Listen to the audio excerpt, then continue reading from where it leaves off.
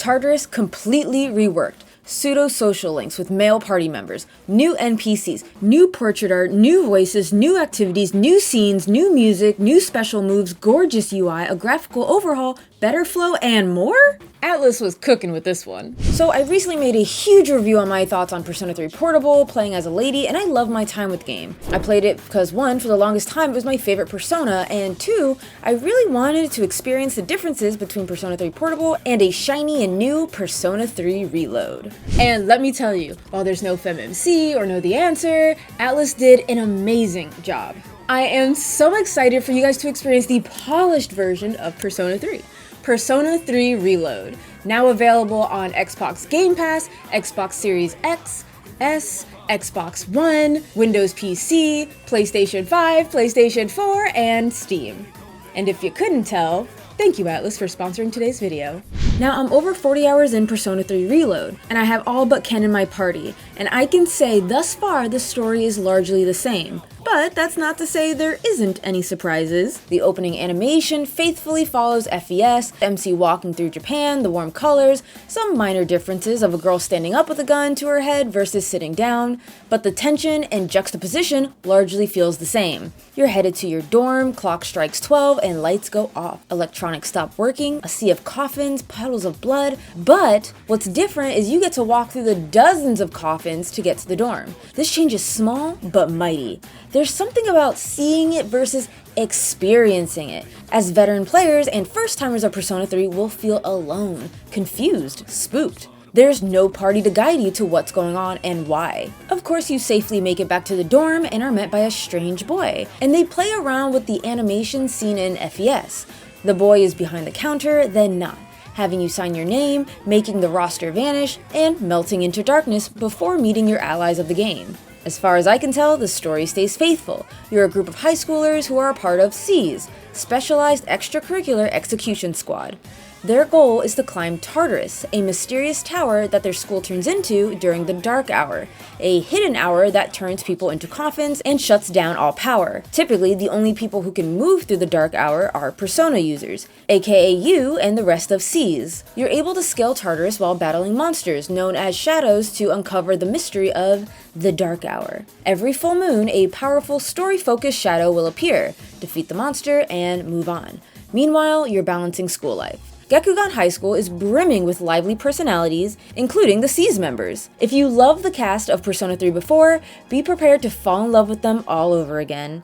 Despite me playing P3P a few months back, I was thrilled to relive the hilarious, saddening, exciting moments with this cast. While there are slight dialogue tweaks here and there, their personalities are unchanged. Starting with my favorite, Yukari, such a girl's girl. She really has a big heart and a strong moral compass. Junpei, usually the butt of the joke, the levity of this cast, but has surprising depth to him. Fuka, a soft girl who loves technology. Mitsuru, the queen, well put together and classy, though a bit out of touch with the common folk. Akihiko, a boxer who wants to become strong. Ken, a young boy on a mission. Koromaru, an adorable doggo, and Aigis, a machine who's protective of the MC. While I haven't gotten all the characters yet, Reload does a great job getting the player to anticipate their arrival. So the story, as far as I'm aware, still the same. Don't fix perfection, you know what I mean? But the gameplay, the quality of life, the flow of Tartarus, oh, magnifique. Starting with the battle system, the usual suspects are present: a regular attack, persona is your magic, you can guard, use an item. Allies have a fixed persona with dedicated strengths and weaknesses, while the MC can utilize multiple personas. When you switch personas, you adapt their strengths and weaknesses. You can even change your persona once per turn. Your party and enemies have weaknesses. When a weakness is hit, the enemy is down, meaning they're open to critical hits, and you can do a one more, meaning the character can take one more action. Beware, this also applies to enemies. Now, in the remake, you can pass your turn to another character. This maneuver is known as shifting. Guys, this is huge, a massive game changer. When you're fighting various types of enemies with different weaknesses, but you're stuck on a character who can only use wind spells, you could pass it to someone else to down another enemy. And you're more than welcome to pass it to another. When all enemies are downed, you can do an all-out attack that deals massive damage. Ending the battle with an all-out attack gets us a guaranteed shuffle time. Introducing another change. Shuffle time is reworked to be less guessing based. Before, the cards would literally shuffle. Now they're stationary and easily selected. Some cards have been slightly reworked, like cups can enhance battle stats instead of refilling HP. Also, selecting a duplicate of a persona card is useful now because it grants all personas of the same arcana bonus experience. In addition, sometimes you're able to select major arcana cards, which grant the party a major buff until they leave Tartarus. For example, more experience in battles or all-out attacks do more damage. When you collect all major arcana cards available to you, you'll gain an arcana burst. This increases the rank of all arcana cards for your remaining time in Tartarus. But whoa there, I got a bit ahead of myself. There are a few more additions to battle than just shifting. There is Theurgy, a special attack that can be activated when special conditions are met. For example, Yukari's is when she heals allies. She could do severe wind damage. The MC's Theurgy is essentially the new fusion spell. Fusion spells can be acquired by registering certain personas.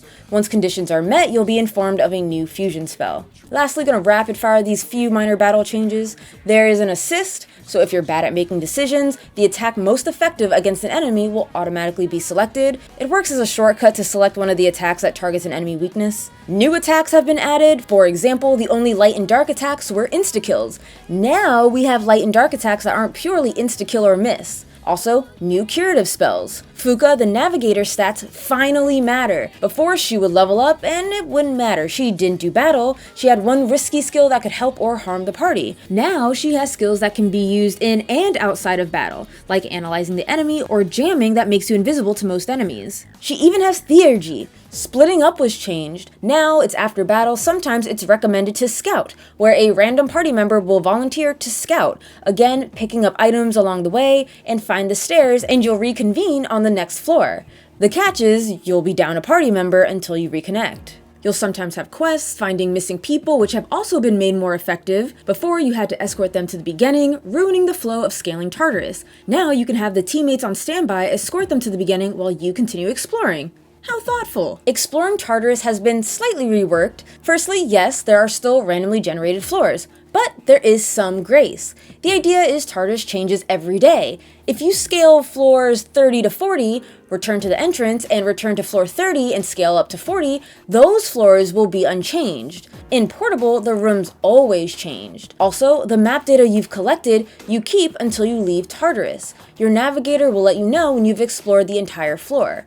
You can even pull up a map to see enemies, opened and unopened chests, and other notable landmarks. Even enemies have detailed differences. Regular enemies are a red dot, tough enemies spike it out, and rare enemies have a gold circle around them. And what's even better is as long as you found the stairs to that floor, you can ascend no matter where you are on that floor, versus having to climb up the stairs the old-fashioned way. Same with teleporters. Be them one way or two, as long as you've discovered them, you can access them from the minimap. Another thing, movement is faster. There is a dash option. Initiating battle is the same. If you get the first attack, you go first. If not, the enemy does. Or if the enemy notices you but you still hit them first, then it's based on speed stats. There are breakable objects now in Tartarus, which at first I thought wasn't gonna matter much, but honestly, they act like sparkly pieces of candy that lead you through the floors. They're strangely addictive to hit and naturally pull you through Tartarus. Sometimes you'll find chests, some open without a hitch, others require a new currency exclusive to reload. Twilight fragments. These can be found all over the world outside of Tartarus or sometimes within, or given as rewards. Because Twilight shards are difficult to come by, I saved most of mine for the clock, which restores the party's HP and SP for the heavy price of 7. Also, clocks can be found on random floors of Tartarus, which is nice, saving a trip to the starting point. Well, this change is a bit of a pain in the ass, as in Portable, the clock took regular money and you were rich in that game, so you could spend as much time in Tartarus grinding as you like. Now, with such scarce special currency, you're forced to spend your money wisely. If you have used a Twilight fragment in Tartarus, an entrance to a special dimension with a Great Clock may appear. The Great Clock grants a large experience boost to a teammate of your choosing, although you can only choose allies that are a lower level than the MC. The greater the level difference, the bigger the bonus. I love this because I remember having my A team and I barely bothered with characters like Ken and Mitsuru, and I was less likely to because they were so far behind. Now they're caught up to speed. So be sure to take advantage of this because entrances to the Great Clock will vanish if you move to another floor. This is also a great way to make sure people like me don't hog our Twilight Shards. Sometimes monad doors will appear in Tartarus. Defeating the enemy inside will trigger a special shuffle time, where major arcana cards appear more frequently. Defeating the special enemy will also reveal the layout of the current floor and the floor directly above it once you exit through the door. There are also monad passages, which are effectively the same thing but need a major arcana card to open. It's in the name what they are long passages harboring really tough enemies. So tough in fact, it's common to leave and come back when you're significantly stronger. And these passages remain permanently on the same floor, even after the turn of a new day. I'm gonna be honest, I don't really care for the monad doors or passages. I didn't really need more exploration of Tartarus than I needed things in Tartarus to be exciting. Maybe as you go deeper in the passages, you get more story bits, but as far as I know, it's just harder bosses.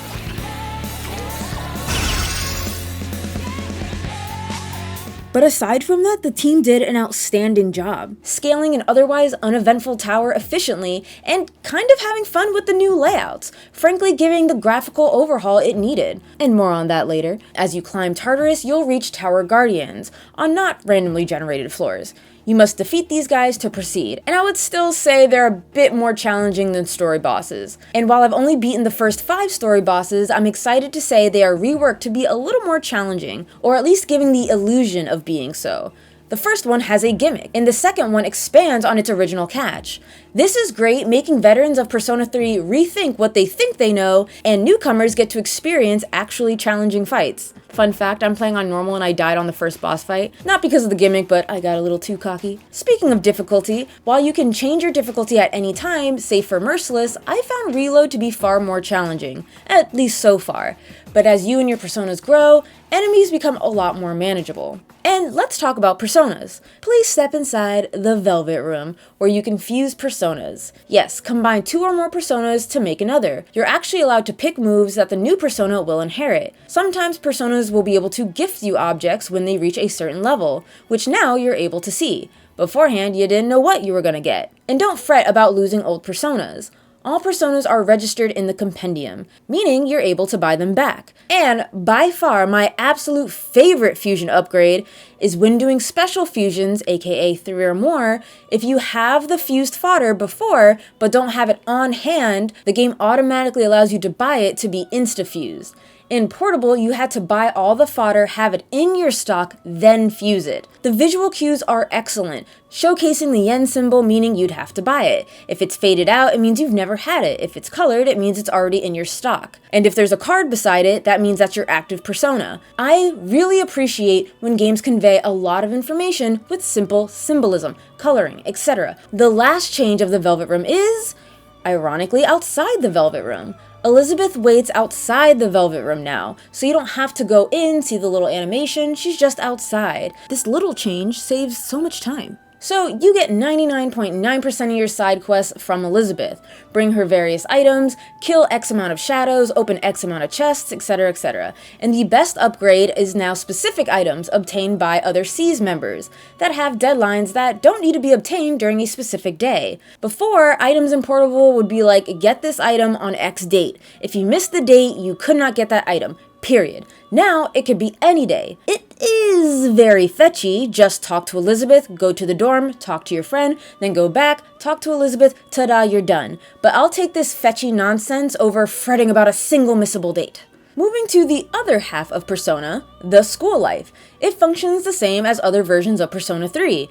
You could do something after school, and you could do something at night. Do what? The main thing is social links. Social links take you through a character's personal story.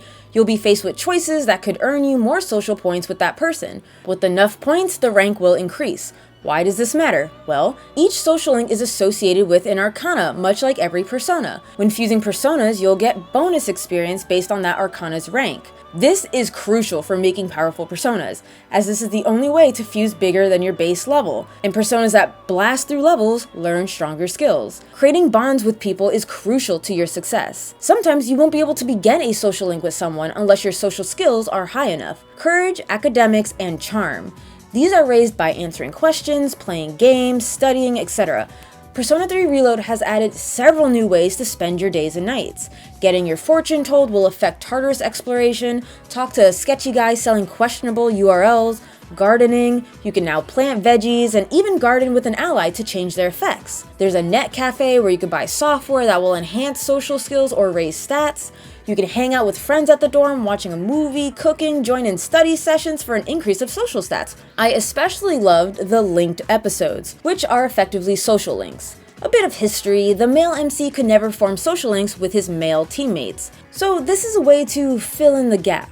They're not social links officially, they're not connected to any arcana, but you do get a fun hangout and you may get something at the end of it. I truly loved link episodes and study sessions, just being able to do activities with people in your dorm. These additions made Cs feel less like strangers and more like friends. These were golden opportunities to get to know the cast many of us already love in different settings.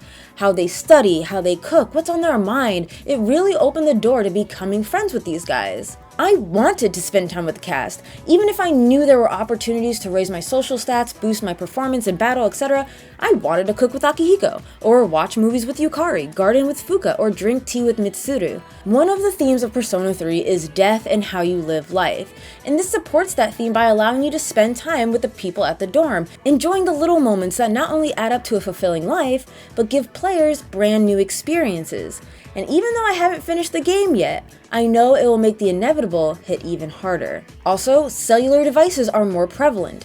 It's a nice way to check on who's available to hang out on that day, or what shops are having sales. This is also an effective means of fast travel.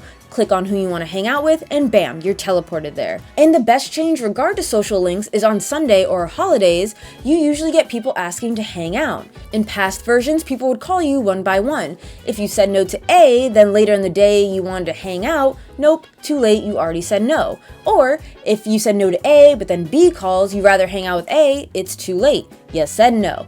Now you're texted by folks all at once, you could see everybody. As long as you accept their invitation before noon, you could still hang out. However, should you find yourself making a mistake about the choices you made, there's a new and nifty rewind feature, bringing you back to remake decisions, so you may live without any regrets. And if you're indecisive, there is a network feature that allows you to show what percentage of players have done that day. And I want to go back to how Persona 3 nails icons. Now, on the overworld map, you could see what is available at what place.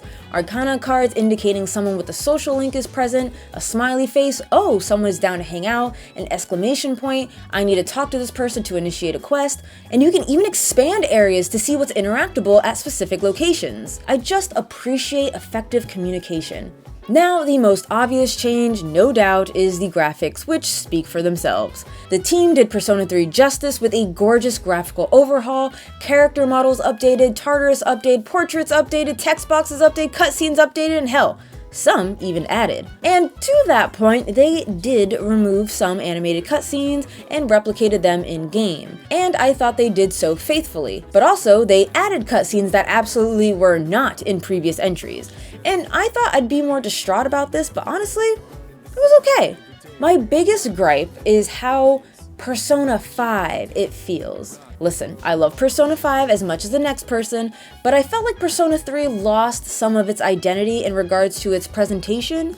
In the portraits especially, it's been so Persona 5ified.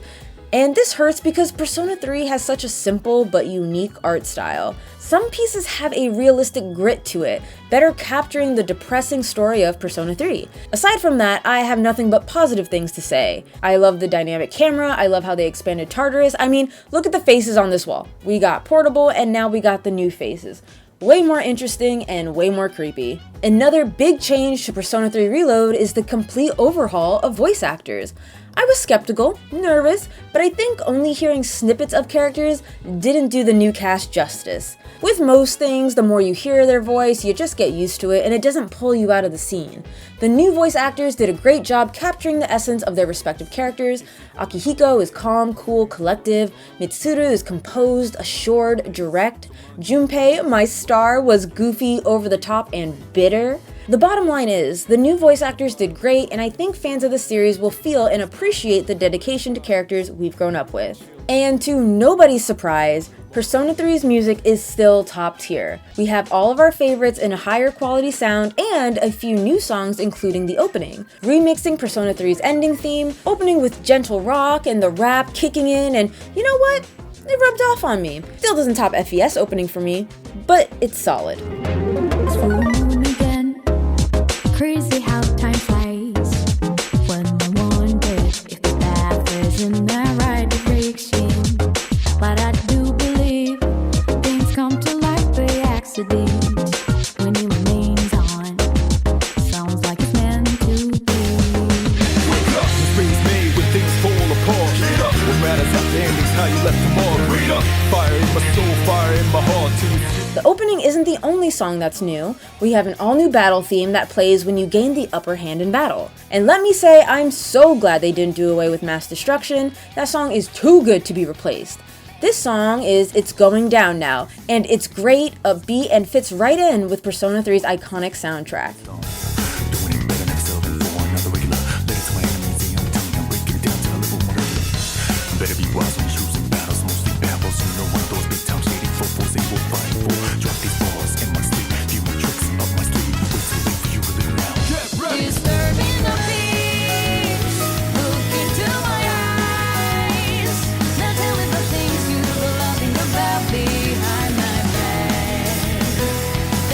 And this brings me to my favorite soundtrack. Also brand new is the theme when you're prowling Tatsumiport Island at night. Good vibes when I'm on the road, watch out for all surprises. What it provides is good and bad, but nothing ties us. Another one day in the night, let me paint the view, color down with my light.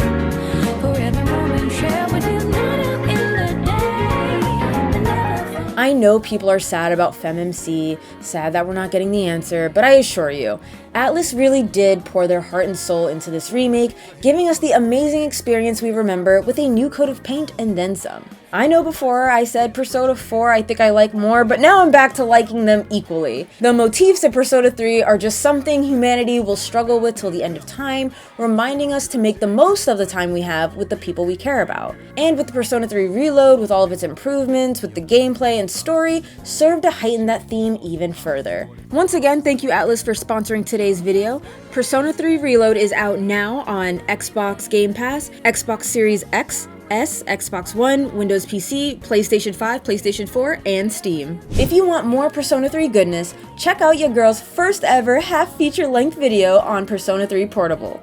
Or perhaps check out my theatrical video on Persona 4. Both great videos you can't go wrong, just like the games themselves. And of course, check out my Patreon where you get a bunch of cute perks. Thank you all for watching, and I'll see you in the next video. Mwah!